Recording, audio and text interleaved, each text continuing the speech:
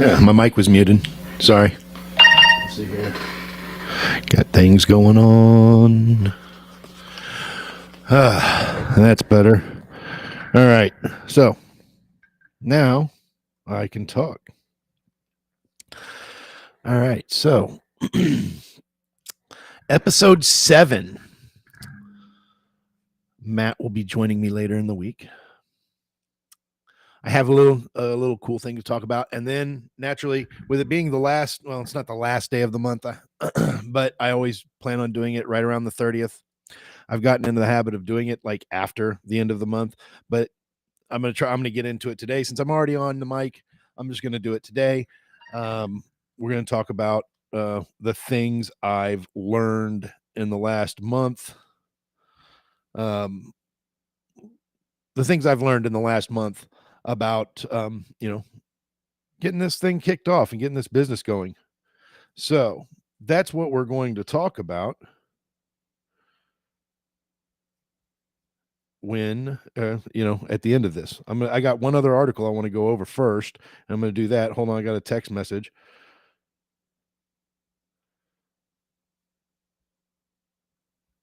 All right.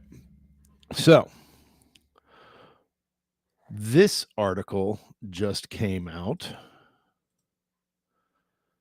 I thought it would be worth talking.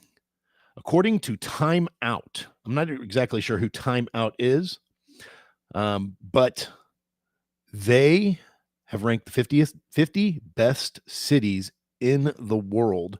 This is apparently the 7th annual survey of the best cities in the world. And it reveals the places that people around the globe are most excited about, based on everything from food and culture to affordability and happiness. So, we could go back and look at the other rankings before, but these are the 2025 year rankings. Every year, Time Out surveys thousands of locals to take the pulse of city living, Grace Beard, travel editor at Time Out, told me in an interview. That's what makes our annual ranking of the world's best cities so special. It's not informed by a city's economic status or tourism infrastructure, but by how it feels to live there. So, another compelling point: when you travel to any of the cities on this list, you're spending time in a place that locals love and take pride in. A city wouldn't have thriving nightlife, amazing food and drink, or great art and culture without the people who are on the ground making that stuff happen. And that's what our list celebrates, says Beard. So, the best cities in the world. What is the methodology for determining the best cities in the world? Well, for starters, here's how they did it. Time Out has created its report by polling 18,500 locals across the globe who shared their on-the-ground insights and opinions. In addition to the responses from locals, Time Out tapped into its global network of more than 100 city experts for their takes. To create the ranking, a number of factors were considered and ranked, including food, nightlife, culture, affordability, happiness, safety, access to nature, the overall city vibe, and more. Livability was also a factor in this year's ranking because, as Time Out points out in its report, a great city to live in is naturally a great city to visit. There's some logic in that. Seems to be a lot of opinion based, and not a lot of metrics used to gauge this, but we'll go with it. We're going to run with it. So what is the best city in the world? The winner this year is Cape Town, South Africa. It jumped up one spot from number 2 to number 1 to claim the coveted title of best city in the world for 2025. Locals in Cape Town ranked their city highly across multiple categories, including happiness, affordability, beauty, and restaurants and eating out, says Beard. The mother city also got a high number of votes from our panel of over 100 city experts. The data supports Cape Town's win. Cape Town scores well across the board. 95% of locals rate the food scene highly. 82% say their city is beautiful, and 97% say Cape Town makes them happy. Bangkok followed at number 2, with getting high marks for its amazing and affordable food, as well as its friendly vibe. It's also home to one of the coolest neighborhoods in the world. As far as the U.S., who were the winners in the U.S. For best cities in the world? Well, New York City topped the list last year, and it moves to the 3rd spot. So it dropped 2 spots to 3rd, but still earns praise for its art scene, culinary innovations, and buzzing atmosphere. New York going from 1st to 3rd on the list isn't a case of locals having any less love for the city. Quite the opposite, says Beard. It ranked as the most exciting city according to people who live there, and also got high scores for its food scene, walkability, and diversity. Helping propel New York City into this high spot is its world-class arts and culture scene, which got an approval rating of a whopping 92%. New Orleans also makes the list in its debut on the list at number 6. I love New Orleans. New Orleans is one of my favorite cities to visit. But New Orleans makes its debut on the list at number 6, and thanks to an expanded pool of cities, the city's horrific incident over New Year's Eve took place right in the middle of prepping the list. But Time Out did not let that dissuade them. I'm glad that they did not. I think such a horrible random act like that shouldn't be cause to think negatively about an area. Random stuff happens all the time, all over the place. So this year, we expanded our research to take in even more cities around the world, including New Orleans. And what the research showed was that there are many reasons to fall in love with the city, not least its resilience, says Beard. We were working on the ranking before the New Year's attack and didn't feel right to let that tragic event redefine the city's place on the list. That's 100% correct. Chicago comes in at number 11 thanks to its reputation as a major cultural hub with world-class cultural institutions, acclaimed dining destinations, and a never-ending calendar of things to do. Chicago is undeniably one of the I lost my spot. Is undeniably one of the best cities in the world. Jeffy Mai, editor of Time Out Chicago, said in an interview, whether you're a lifelong resident or just visiting for a weekend, the depth of the city's offerings is unsurpassed. Los Angeles comes in at number 40, but in light of recent wildfires, the question arises, how will this affect travel to Los Angeles, and is it safe for people to visit? I am going to find out this summer as we do our first Living Life in Style signature trip, which is a cruise out of Los Angeles down the Mexican Riviera to visit Cabo San Lucas, Mazatlan, and Puerto Vallarta from June 13th to June 20th. If you would like to join us, you are invited. So, and then you will get to find out along with us, how is that going to affect Los Angeles travel? Angelinos have grieved together and uplifted each other in the face of the wildfires, regardless of how far they were from the communities that had been devastated by flames. Michael Giuliano, editor of Time Out Los Angeles, reported. And travelers will see how things have changed, but much remains the same. Visitors are still likely. Let me actually read the quote. Quote, visitors are likely to still find that the spirit of their next visit to Los Angeles, but they'll also find that the vast majority of this massive city and its recognizable landmarks looks just as they did before, says Giuliano. The Palisades and Eaton fires destroyed beloved restaurants and natural escapes, but outside of those two specific areas, you can still enjoy seafood on the beach in Malibu, admire art at the Getty, or hike behind the Hollywood sign. So there we go. So what are the trends in the best cities of the world? Time Out's 2025 ranking also tracks some of key trends shaping global cities.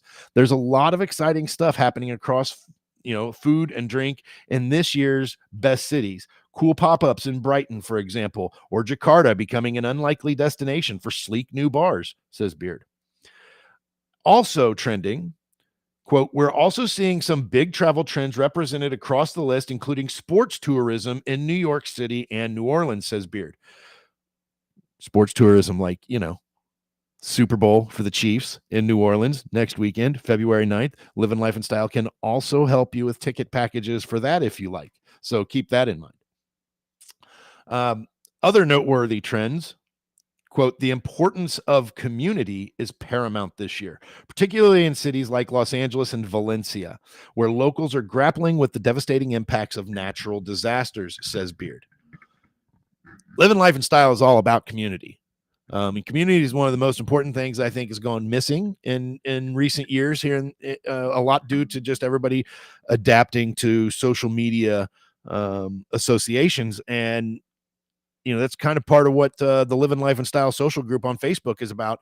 Is as I develop this and we get this show going, and we're going to start having events and things where people can come together and hang out and just have a good time. So that's the direction where things are going, and I think it's very important. Time Out's 2025 list also highlights more than just global metropolises.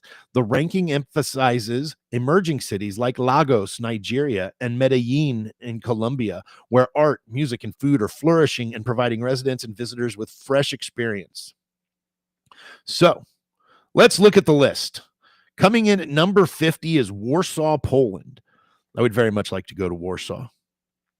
Number 49 is Mumbai, India. Number 48, Bristol in the UK. And number 47, Belfast in the UK. Abu Dhabi comes in at 46 in the United Arab Emirates. Bilbao in Spain is 45. Montreal in Canada, 44. 43 is Valencia, Spain. 42, Seoul, South Korea. 41, Lagos in Nigeria. 40, as we mentioned before, is Los Angeles. 39, Budapest, Hungary. Budapest would be very cool to visit. I mean, very cool to visit. In 38, Marseille, France. And number 37, Brisbane in Australia. And 36 is Glasgow in the UK. Prague checks in at 35 of the Czech Republic. That was kind of an inadvertent and bad pun. I'm sorry. I'm sorry to all the Czechs out there. I did not mean to say that Prague checks in at 35. That was bad. My apologies. I should never make jokes that bad. Anyways, moving on. Number 34, Brighton in the UK. Number 33, Perth, Australia. Number 32, Marrakech in Morocco. I think I said that right, maybe. Tokyo, Japan is 31. Vienna, Austria, number 30. Number 29 is Jakarta in Indonesia. I'm gonna butcher this one, but I'm gonna try. Number 28 is Chiang Mai, I think, in Thailand. I tried. If I butchered it, I apologize, and I meant no offense. Number 27 is Beijing, China. Number 26, Rio de Janeiro in Brazil. Number 25 is Singapore. Number 24 is Dubai in the United Arab Emirates. Berlin, Germany comes in at 23, and number 22 is Madrid, Spain. Hanoi, Vietnam is at 21. Medellin, Colombia is number 20. Number 19 is Paris, France. Number 18 is Sevilla, Spain. Number 17 is Barcelona, Spain. I think I said that. I tried to put the proper pronunciation in there. Americans would just say Barcelona. But yeah, Barcelona, Spain, number 17. Number 16, Amsterdam in the Netherlands. Number 15 is Sydney, Australia. Number 14, Hong Kong, China. Number 13, Edinburgh in the UK. Number 12, Lisbon, Portugal. Lisbon would be a really cool city to go visit. Chicago comes in at 11, and Copenhagen, Denmark, also a very cool city that I would like to visit, is also coming, starts our top 10. So top 10, Copenhagen, Denmark is number 10. Number 9, Shanghai in China.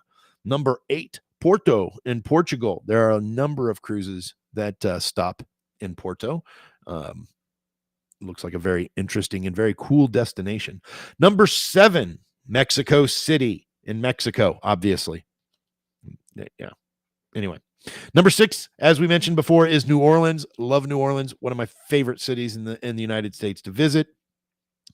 London comes in at number 5. London in obviously the United Kingdom. Number 4 is Melbourne, Australia. Number 3, as we mentioned, New York City. Number 2 is Bangkok, Thailand. And number 1, the grand champion of them all in 2025's Time Out 50 Best Cities in the World ranking is Cape Town, South Africa. All right, guys. So that does it for my comments and for what I wanted to touch on today. Talk about the the 50 best cities in the world. Kind of a neat little topic to talk about. Give me some content. So it is the 30th of the month. And I kind of wanted to touch on, in addition to the 50 best cities in the world, I also wanted to touch on at the end of the month, I always have a little task on there for me to make a video. And it's, how do I have it titled? Let me see here real quick. It's called, what do I say? Oh, yeah, monthly reflections. So this is going to be my monthly reflections for the month of January. 2024 was a very good year for me in starting my business. I learned a bunch about running a travel business in 2024. And it led me to where I'm at here for January to start taking what I think is the next step in growing my business, which is why I'm doing this live stream and this podcast, is to get the word out about my business more frequently, more consistently, and basically it's part of growing my business. And I used to work in radio. I was a theater major. I love performing. I love talking, but I also have a real big hang up about really making sure that when I do a performance or I'm behind the microphone, that I do a really good job, right? That's really important to me. And so it's been a big hurdle for me because I haven't wanted to get, I haven't wanted to do the live stream. I can always find an excuse. I don't have a good background. I don't have, my studio's not set up right. My camera's is a piece of shit. I don't know what I'm going to say. I can only stream on Facebook or I can only stream on YouTube, and I don't have a good setup, and I don't have, I can always think of all the things I don't have and all the reasons I can't do the video. And at the end of the day, I just needed to get on and start. And as I do it, I will get better. That's what happened last year for my travel business. I needed to get a good start. So 2 years ago, when I first started my travel business, I started with one host agency. That host agency didn't really provide me with anything other than access to travel suppliers. Everything else was up to me. There was very little training. There was very little assistance. There was very little of anything other than the access to the travel suppliers. And so I spent all year trying to, get the message out. And quite frankly, I did a piss poor job of it, right? To market travel, and to generate my own clients. I did a piss poor job of it. So at the beginning of last year, I started investigating other options for host agencies as being a travel agent. And I stumbled across the one that I'm with now. That's the Avoya Network. And the Avoya Network provided me all kinds of advantages, all kinds of support, great training programs that they have. They also provide me with leads. right? So customers that I can work with and customers I can talk to. And without it, it's really weird. It's a lot like doing this podcast, right? Like doing these videos. It's I was really worried about helping clients because I didn't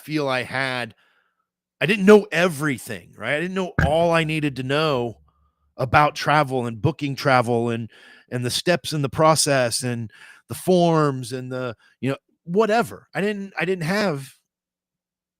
know any of that. But through their program, through Avoya, they start pushing, leads to you. You start taking those phone calls, you start making those phone calls, you start talking to people, you start doing quotes. And sure, your first quotes suck, just like my first videos on here sucked, right? But as you do it, you get more knowledgeable, you get more comfortable in your own skin, and you get better at doing it. You find new tools. You find new tools that make your job more, more efficient, more or easier to, to complete. You find all of that kind of stuff as you do it. When I wasn't getting leads with the host agency before, I wasn't even getting the opportunity to do it, right? It was all just theory. And so you know, I didn't really learn shit that whole first year. But this past second year, I learned a bunch because I got to do it. I booked a ton of travel last year, especially compared to the year before, right? And this year's off to a great start. And I expect to book more travel this year than I did last year. And I expect that, that number to keep going up. Not necessarily in a perfectly straight line, but I expect it to still go up. And so that brings us to the beginning of this year. Now that I've done a year of doing of selling travel and gotten some experience, and I'm by no means, um, you know, the world's greatest travel agent or most knowledgeable travel person. I know my stuff, the stuff I've specialized in, and I still have more to learn. The one thing I've learned about this business is there's always going to be something more to learn. There's new innovations, new locations, new destinations, new boats, new ships, always coming online, right? And so I'm always going to have to be learning, but I feel comfortable that I am a knowledgeable travel professional at this time. If you call me up and you have a question, I will be able to answer it, or at the very least, give you the confidence that I can go find the correct answer for your question because I have those resources at my disposal. And that's what my host agency provides. So as I got used to doing that work and I worked on those things, um, and I got more comfortable doing travel, all right, I get to the next part of my business. The next thing I need to do for my business, and that's marketing. I really need to get the word out. I really need to market my business. I really need to let people know everything that, you know, living life and style travel can do for them. Which is why, and even before I started the travel business, I knew I wanted to do a podcast. I'm a theater major. I worked in radio. I love microphones and, studio stuff and my soundboard and editing stuff together, making video. I love doing all that stuff. Right. But at the same time, I also have to make a living. So, you know, having this travel business gives me an avenue, gives me a topic, gives me stuff to talk about, gives me something I can specialize in and build a show around. And so that's what I'm doing. That's what, and I think a lot of what I learned this month in doing all of this is that the most important thing to do is just to get started. Get out there and do it. If you wait, you'll never do it. You'll always find a reason why you can't. I'll tell you right now. It wasn't the very first week in January. I think it was the second week in January. And I basically rearranged my whole calendar. I usually spent most of my mornings working on all kinds of business admin stuff, answering emails, making a few phone calls. Uh, what else? I mean, checking the mail, doing all kinds of menial administrative task work. And then all that stuff needs to be done, right? It does. If you're going to operate a business, many businesses get in a lot of trouble because they are not organized on the backside of their business. They don't do a good job of keeping track of their books. They don't do a good job of, um, they don't do a good job of marketing. Marketing is a huge thing that most businesses really let just kind of fall off by the wayside, right? And so it's always been very important for me that I kept my business organized, right? And have systems in place and have processes in place and have all of that working, so that it's all moving together, right? So all of that stuff is really important, and that was the kind of stuff that I set my day up um around was okay, get these important things done first, and then we'll work on the other stuff, because in the afternoon, since I homeschool my son, my afternoons are very hit and miss. Some days I have plenty of time in the afternoons, other days I have a little bit of time, but then I have to go to baseball lessons or band or basketball practice or whatever, car rider line, take him to school, pick him up from school, all of those things, right? You have to do all of those things. And so my afternoons are very hit and miss, which made it almost impossible, because originally what I wanted to do was basically have my live stream and my podcast be something that I do uh, in the afternoons, right? Get all that important work done first. And then in the afternoons, we can have some sort of fun podcast, fun live stream, invite guests on, have a good time, have some good conversations, whatever. But as I kept looking at things, that just wasn't going to work because because all of the other stuff that I have to do as a homeschool dad, um, I had to make sure that those things were prioritized. And I can't not do those things for my son since I signed up and agreed, the whole family, we all got together and was like, we're homeschooling. So homeschooling my son is priority number one. And so all other things play second fiddle to that one goal, right? Which means in the afternoons, I can't just say, sorry, son, we're not going to go do X, Y, and Z because I have to do my podcast. No, I had to set my podcast up and my live stream times up at a time where I could always consistently be here. So guess what? Now I do a mid-morning show. That's just what I do because that's when I can do it, right? It's a good time for Matt when Matt can make it. He's usually available in the middle of the day, so it makes it a great opportunity for him, um, and gives me a co-host, all that good stuff. It's a real workable time. So I adapted. And then I said, all right, well, let's just get started. The first shows are going to suck. I don't know what I'm going to talk about, but I'm going to talk. I got Matt on a few times. We talked, we had conversations. So it's all moving in the right direction. But the most important aspect of it was, like I said, I had to rearrange my schedule so that I could make sure I could stay consistent with what I was doing. But I've done that now. So that's good. And now, and man, when I rearranged it, I mean, it was a huge disruption to my daily flow of operations, my daily flow of work.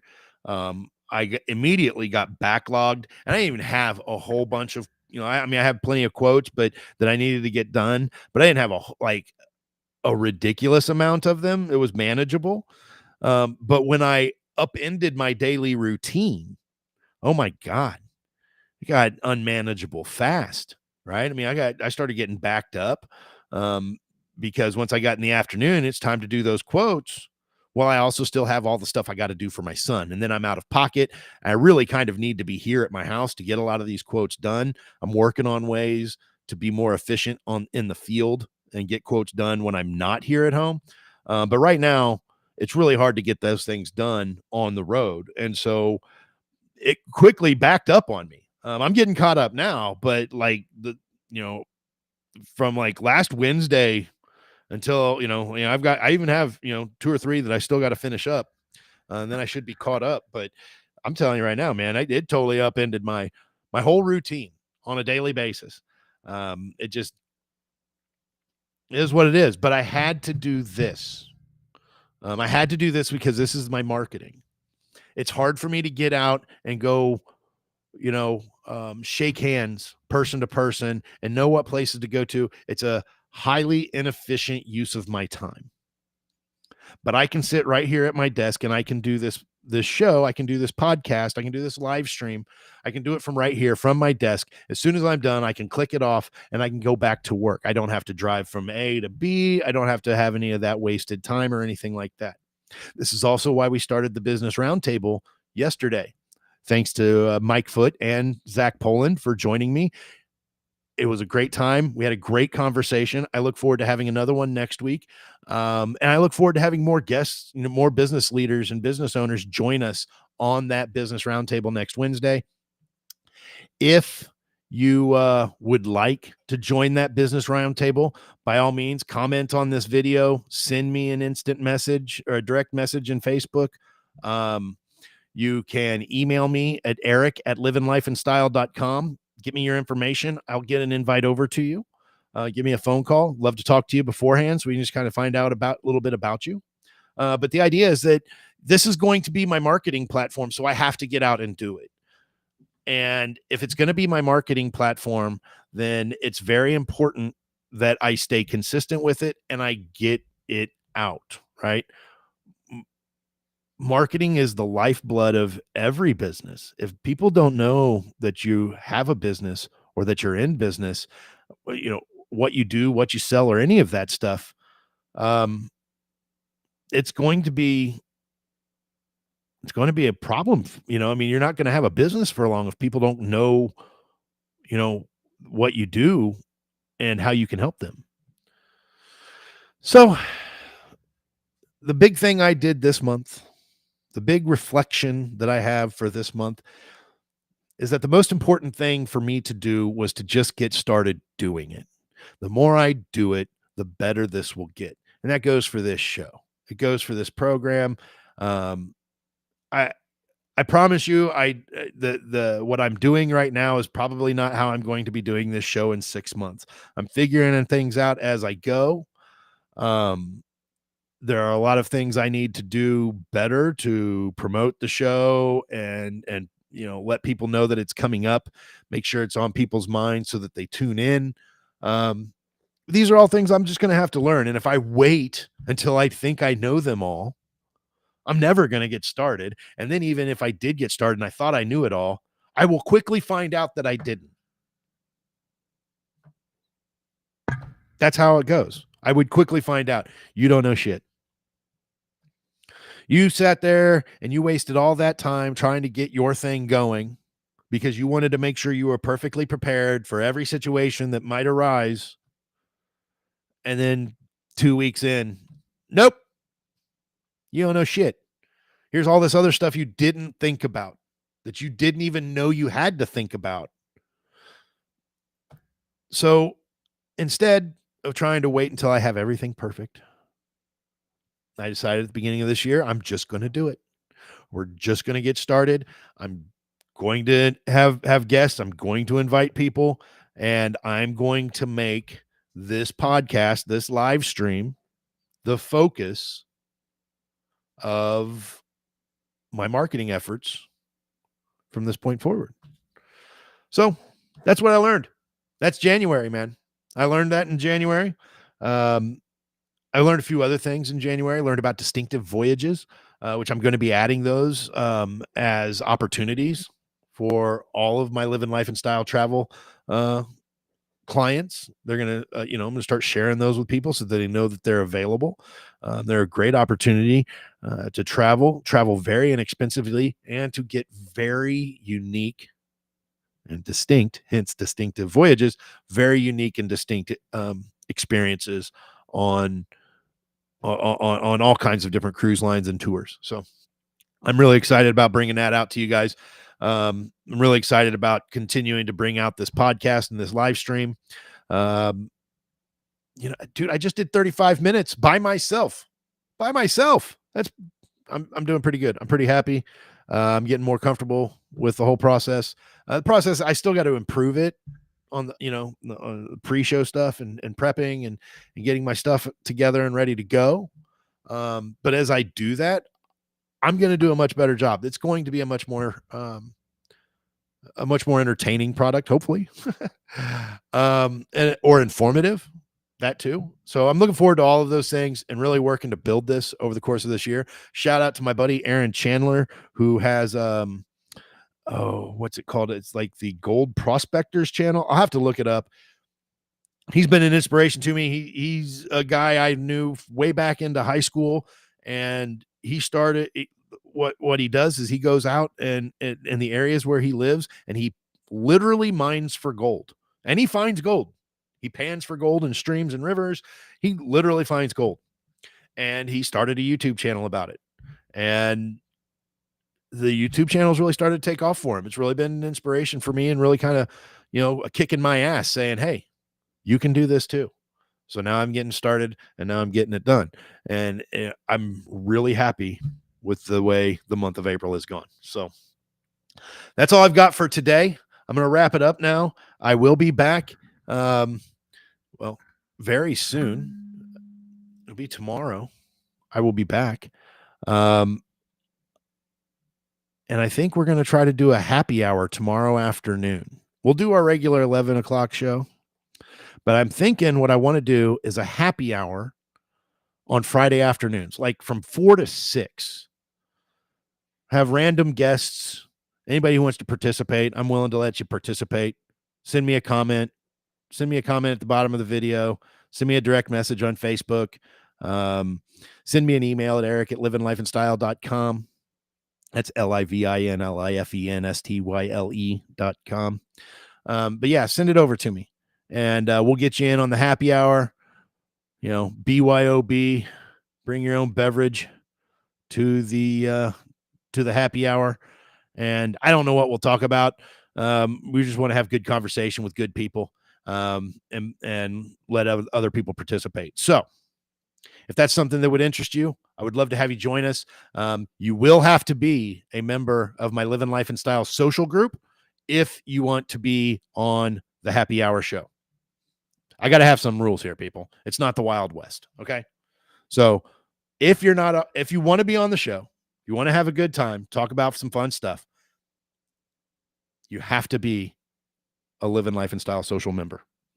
If you need an invite, let me know. If you haven't gotten an invite, I've invited lots and lots of people. There's almost 900 people in that group now. So if you want to be on the show, you got to be in that group. Those are the rules. All right, guys, that's it. That's all I got. We will be back in 23 hours and 20 minutes with another great program of Middays, Midlife in the Midwest. Have a great one, guys. Talk soon.